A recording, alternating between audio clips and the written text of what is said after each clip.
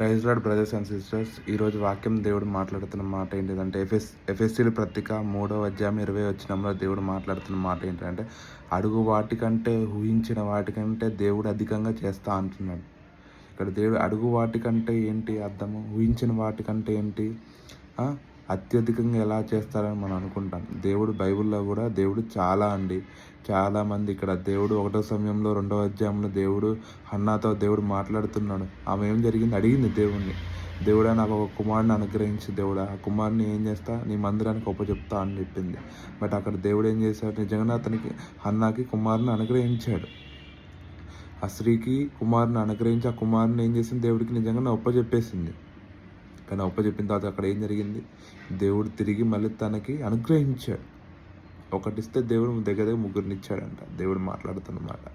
అలాగనే దేవుడు అడుగు వాటికంటే ఊహించిన వాటికంటే అధికంగా దేవుడు చేస్తా అంటున్నప్పుడు ఇక్కడ ఎలా అడగాలి దేవుణ్ణి? మనం కూడా దేవుణ్ణి అడగాలండి. దేవుడు అడిగితే దేవుడు ఊహించిన కంటే అధికంగా దేవుడు చేస్తాడు. నువ్వు అడిగింది ఒకటే, కానీ దేవుడు ఇక్కడ 4గా చేస్తాడు. ఇక్కడ కూడా దేవుడు మాట్లాడుతున్న మాట ఏంటిదంటే, సొలొమోను రాజు కూడా దేవుడిని ఏమడిగాడు తెలుసా? జ్ఞానాన్ని అడిగాడు. 1వ రాజుల గ్రంథంలో ఉంటుంది, 3వ అధ్యాయం 13వ వచనంలో కూడా సొలొమోను రాజుగారు ఏం చేశాడు? నాకు జ్ఞానాన్ని అనుగ్రహించని అడిగాడు. కానీ దేవుడు ఏం చేశాడు సార్? అడుగు వాటికంటే ఊహించిన వాటికంటే దేవుడు అధికంగా చేశాడండి. ఎలా చేశాడు? తనకి చాలా గొప్పగా చేశాడు. జ్ఞానమే కాకుండా తనకి సంపద, కానీ ఏదంటే అది దేవుడు అనుగ్రహించాడు. నాకు జ్ఞానం ఒక్కటి చాలయ్యా అన్నాడు. కానీ దేవుడు ఏం చేశాడు సార్?